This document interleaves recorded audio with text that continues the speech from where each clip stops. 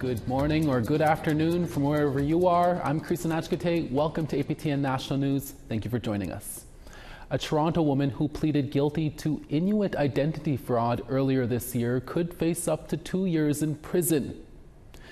Karima Manji pleaded guilty to fraud over $5,000 earlier this year after she falsely claimed Inuit status for her twin daughters, Nadia and Amira Gill, in order to receive nearly $160,000 in education benefits that were meant for actual Indigenous students. The Crown is asking for 18 months to 2 years in custody, while the defense is asking for 9 to 12 months. An Iqaluit judge told court that some period of incarceration is necessary. The judge is expected to make a sentencing decision on Thursday morning. The Gill sisters were also charged with fraud over $5,000, but earlier this year, the Crown found neither girl knew about their fraudulent Inuit status and withdrew the charges. An early morning fire in Easterville, Manitoba has destroyed the community's nursing station. It is just the latest sad news for the northern community that has also experienced 3 homicides in the last 2 months, including the death of a 16-year-old girl on Friday. A 15-year-old boy has been charged with second-degree murder in that homicide. Chimawawin RCMP say when officers arrived on scene, the building was engulfed in flames. No injuries were reported. RCMP say they have arrested a 20-year-old female for arson. In a statement to APTN News, Manitoba Kiwetanawi Okemakanak Grand Chief Garrison Assetti says he's dismayed over the fire at the nursing station. In the past 2 months, a 14-year-old girl, a 16-year-old girl, and a 32-year-old woman have been murdered in the community. Teenagers have been charged in all of those homicides. To BC now, where the Cowichan tribes have signed an agreement with the federal and provincial governments that could potentially set a new standard for First Nation communities across the country. It will see the local First Nation take back control of its youth in care. CTV's Brendan Strain has more. It's the signing of an historic agreement between Cowichan tribes and the federal and provincial government. It will see the province's largest First Nation take back its inherent right to self-determination. It means a lot to our people to keep our family units together, to keep our kids with our families, to learn their language, their culture. The 4-year agreement will see the federal government commit $207 million and the province will pitch in $22 million, allowing the Cowichan tribes to establish its own Child and Family Services Authority, overseen by a board of directors and a CEO that has not yet been hired. It's extremely poignant for me to stand here in front of you to try to make amends for a country that has wrought so much harm on people and on families. The new authority will ensure that if a child has to be removed from their home, that youth will be put into the custody of someone within the Cowichan Tribes community, either with a family member outside of the home or a separate family within the Cowichan Tribes community. We know that kids are best served when they are connected to family community culture. We are leaving behind the practice of child apprehension and placements that have alienated children from their families and our community for generations. Through the new authority, backstops will be established for families facing hard times, such as poverty, inadequate housing, substance misuse, or mental health issues. This holistic Cowichan approach focuses on enabling family wellness, respecting our children's best interests, and ensuring our teachings and values are passed on to future generations. It's been a long road getting to this historic point for the local First Nation. Years of negotiating with multiple levels of government led to a vote by the community last November. 83% voted in favor of establishing its own Child and Family Services Authority. 15, 20 years ago, who would have thought that today would happen? Who would have thought that they would have listened to our voice? Today is a day of celebration for Cowichan tribes. As members say, now the hard work will begin to create a framework that will set its children up for success while maintaining its rich First Nation culture. Brendan Strain, CTV News, North Cowichan. There is outrage from a group of First Nations pushing back against 2 famous Canadians. The group say they are insulted by actors William Shatner and Ryan Reynolds for a profanity-laced attack ad on open net pen salmon farming, and they are now demanding an apology. CTV's Anna McMillan has more. Off! Open net pen salmon farms! William Shatner isn't mincing a single word. It's a state on our nation. This video, starring the Canadian actor, was released late last week by Vancouver Island-based conservation group Pacific Wild. The colorful criticism of open net pen salmon farming is being slammed by BC First Nations involved in the industry. For celebrities to make this fodder for social media hits is just frustrating beyond belief. Dallas Smith is with the Coalition of First Nations for Finfish Stewardship, which is calling out Shatner and actor Ryan Reynolds, whose production company created the video. We're looking for an apology of just the flippant nature of how their post was put together. In a statement, the coalition says this is a classic example of rich, elite, removed urban white men overriding the wishes of vulnerable Indigenous communities. We felt we had to push back a little bit because we've got jobs and livelihoods and real life at stake here. Pacific Wild, Shatner, and Reynolds Production Company did not respond to our interview requests. Their video is a response to last week's decision by the federal government to push the deadline on a previous promise to phase out open net fish farms by next year. Facilities will be expected to make restocking and harvesting decisions that are consistent with the requirement to fully terminate all open net pen farming by June 30th, 2029. On its website, Pacific Wild says the farms are harmful to wild Pacific salmon and the species that rely on them, like orcas and bears. The lack of respect that was shown to our leaders who are working through these issues needs to be stood up for. Whether you're for or against the practice, he says what this really comes down to is Indigenous rights. This is about First Nations making choices around what's right for their territories and their communities, and salmon farming happens to be a part of that. He says the coalition has yet to hear from the actors or Pacific Wild. Anna McMillan, CTV News. A new partnership to build a hydrogen production facility in BC is one step closer to becoming a reality. As APTN's Tina House explains, more and more First Nations are looking to green energy to boost their economies. Nurturing the trees that shelter us. The trees that cradle our stories and carry our legacy across the waters. Hydrogen production is the idea of using water to create energy, and Salish Elements, along with the Hatlip First Nation, want to create a 25 megawatt green hydrogen production facility that will change the game for green energy on First Nations territory. The end goal is to sell that energy to the North American transportation market. Reuben George is the chairman of Salish Elements.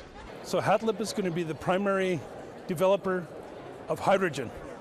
We're strategically creating partnerships with First Nations from Vancouver up to Prince Rupert to have filling stations in strategic areas where people can fill up with their hydrogen for their vehicles. But also we want to work with remote villages. For Chief Daryl Bob, he says his community is excited to be a part of this important project. Rural communities don't get much opportunity to create change or even have a good business opportunity. Here's an opportunity I don't think our people can pass up, which would create a better future for our members. Along with a revenue source for the First Nation, jobs and training will be a big part of it. Minister Josie Osborne says this partnership is good for BC. Incredibly exciting to see Indigenous-led clean energy projects like this. We know that hydrogen is one of our key pathways to a net zero future. It's creating opportunities for communities and for people, fantastic jobs, and most importantly, helping us live that cleaner future that we need to leave for our children and grandchildren. We have to evolve with the changes on Mother Earth, and this is our opportunity to be a small part of it. And everyone's passionate about it, who we meet with and who we talk with, because we need this change. It's simple. We separate water, H2O, and when we put it back together, that's where the energy comes from. But when it comes, put it back together, that's water again. So there's no pollution. So it's a no-brainer, and this is the direction we need to go in. Construction on the facility should begin within the next 8 months. Tina House, APTN National News, Vancouver. Thank you, Tina. We're always looking for your feedback or story ideas. Here's how you can continue the conversation. If you have a story you want to share with us, don't be shy. Send us an email to news@aptn.ca. To read and watch our stories, go to aptnnews.ca. You can find us online on your favorite social media sites, including TikTok, YouTube, LinkedIn, and X. Follow APTN News to join the conversation and see our latest stories. Over on the East Coast, the Mi'kmaq people celebrate what's called Freedom Day during the month of June. We'll tell you what that day means to them when we return in about 3 minutes. Stick around.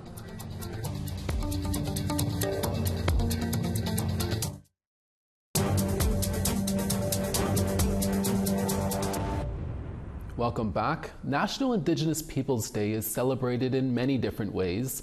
Among the Mi'kmaq in Nova Scotia, June 21st is known as Freedom Day. It is the day Indigenous children left the Shubenacadie Residential School for summer vacation. Angel Moore brings us the story.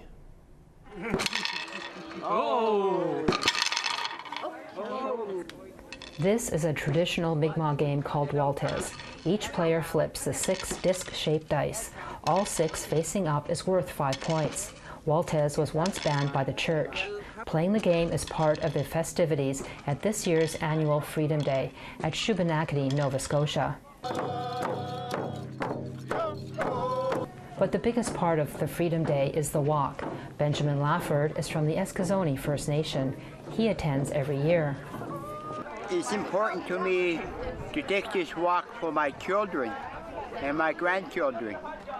It's important for me to raise the awareness for our survivors as the Indian Residential School survivors. This is the 4th annual Freedom Day. It was the day the children left the Shubenacadie Residential School for the summer. Cassidy Gallant is one of the volunteers to organize this year's event. She is from the Elsipogtog First Nation in New Brunswick. Gallant walks for her great-grandmother. It felt right. It felt where I was supposed to be. This is where my, without my great-grandmother, I wouldn't be here. And I personally like to celebrate this day in walking home for her and walking the path that she did and being able to say that I'm here for her. Every year, survivors, families, and supporters retrace the steps taken by the children over 1 kilometer from the site of the residential school to the train station, where they would wait for the train to take home. The Shubenacadie Residential School was the only school for the Atlantic region. Over 1,000 children attended from 1930 to 1967. Joey Brooks also helped organize the event. So when we do this, this is in commemoration to all the survivors that were at the school, that had passed away over the time, and to raise continual awareness that we want the Indigenous children to be returned home. For school survivor Doreen Bernard, it's about education. Wherever events are taking place is an honor to the Indigenous people, and whether they focus on the survivors, like we do here, or they have Maui Omi or celebrate our culture in any way, it's really important just to educate people about who we are. Yes. About 200 people attended Freedom Day, and Lafford says he will be at next year's event. Oh, I feel real good. That's like a freedom. It's freedom for me. Nobody had to tell me to go back to residential school. Because nobody don't tell me what to do anymore. Angel Moore, APTN, Shubenacadie, Nova Scotia. Winnipeg's French Métis community got together for music, games, and community building on National Indigenous Peoples Day on Friday. Located in the city's French neighborhood of St. Boniface, the event called Tutasam welcomed all ages to see performances by Francophone, Métis, and First Nations musicians.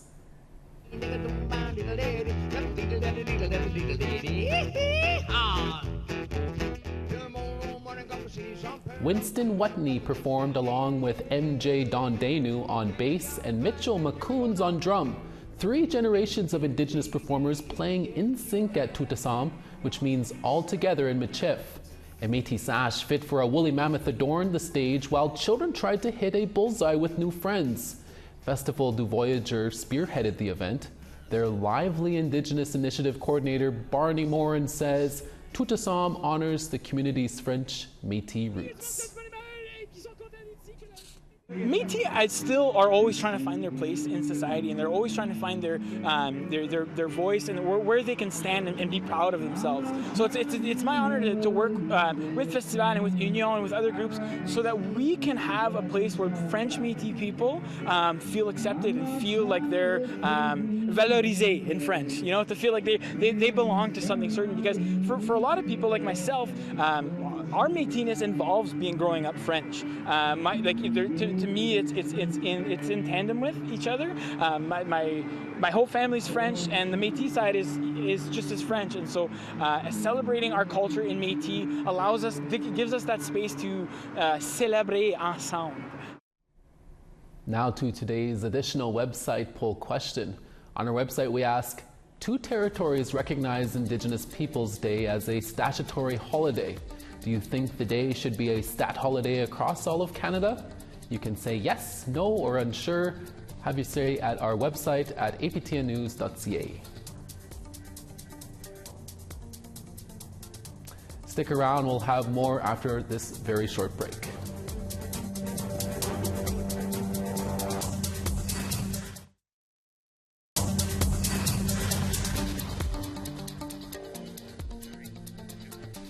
On the East Coast, St. John's 18, Charlottetown 25. Nain 10, Inuit 11. Seguin 27, Val-d'Or 17. Toronto 24, Sault Ste. Marie 17. Timmins 17, Sioux Lookout 18. Puckatawagan 18, Churchill 16. Winnipeg 22, Barons River 20. Saskatoon 19, Swift Current 26. Buffalo Narrows 21, Stony Rapids 18. Grand Prairie 20, Fort McMurray 22. Lethbridge 23, Edmonton 23 as well. Tofino 18, Penticton 28. Prince Rupert 15, Fort Nelson 24. Beaver Creek 25, Rock River 21. Wati 20, Yellowknife 21. Colville Lake 19, Sax Harbor 10. Chesterfield 8, Baker Lake 9. Iqaluit 8, Arctic Bay 10. Welcome back. An assistant professor in Indigenous Fine Arts at the First Nations University of Canada in Regina, Saskatchewan, is teaching students about how to create traditional colored dye picked from raw materials on the land. FNUC's Shyla Myron reports. Professor Audrey Drever is using a mortar and pestle to break down the southern cactus bug. Only the female cochineal bug creates a vivid red pigment used for dyeing. It's quite a satisfying process. Drever is preparing her materials ahead of time for her new Indigenous color theory class. This summer, Drever is going to have her students make inks, paints, and dyes by using materials from the land. The materials on the landscape and what it was that they actually used to create those colors, to draw the colors out. And that all connected to plants, stones or earth pigments, earth for pigments, and also insects. This class isn't only going to be about making paints, inks, and dyes. The Indigenous languages and science knowledge our ancient ancestor artists used is going to play an important part of the class. How did they say those words in the past? Is this the way that they said them? Or is this a new way of saying them? And if it's a color that they didn't have in the past, then it connects you to directly to how our languages are a living language. So when you're looking at quills that were naturally dyed with, say, berries, you're looking at the transferring of pigment color or color from the raw materials to this other place, this quill, and that's chemistry. We joined Jody Bellegarde, chemist and co-professor, to look at the red pigment under the microscope. I think it's important that people understand, especially art students, Indigenous art students included, that there was a different relationship with color in Indigenous cultures than with Western cultures. And so how do we compare the two? Well, it's by looking to the land and gathering the pigments or the materials that will give us the colors that we want. Shyla Myron, Indigenized News, First Nations University. For decades, the Cree language has been taught at the First Nations University of Canada in Regina to hundreds of students, and now the next generation is continuing that tradition. Kenneth Gordon with the FNUC reports.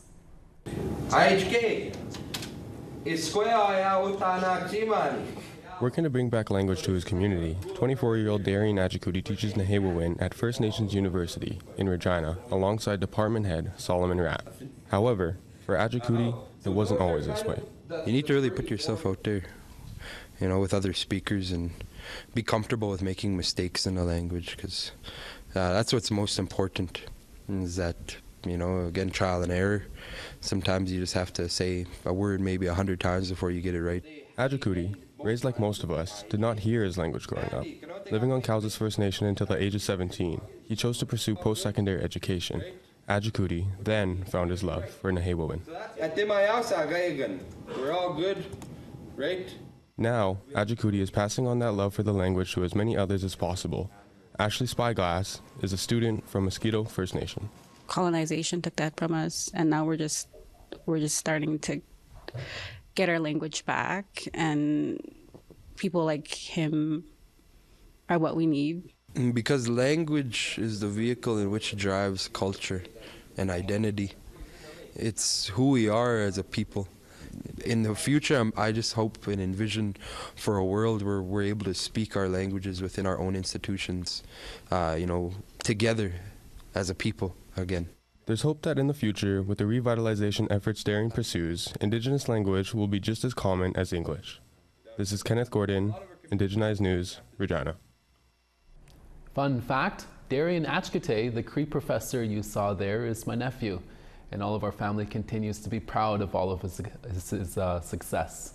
That's your midday newscast for this Tuesday, June 25th. Dennis Ward will be back again for your evening national newscast.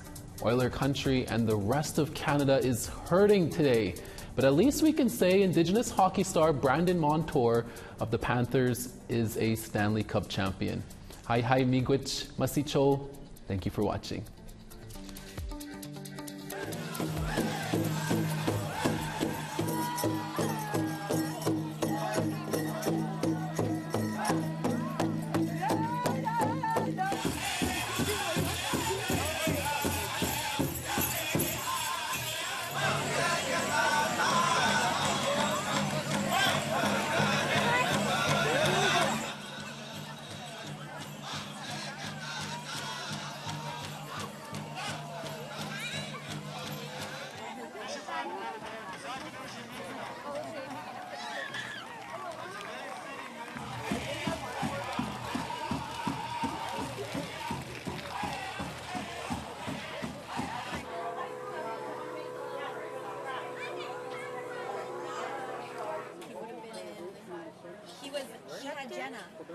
No, I went to Jenna as a TM, didn't you? There you go.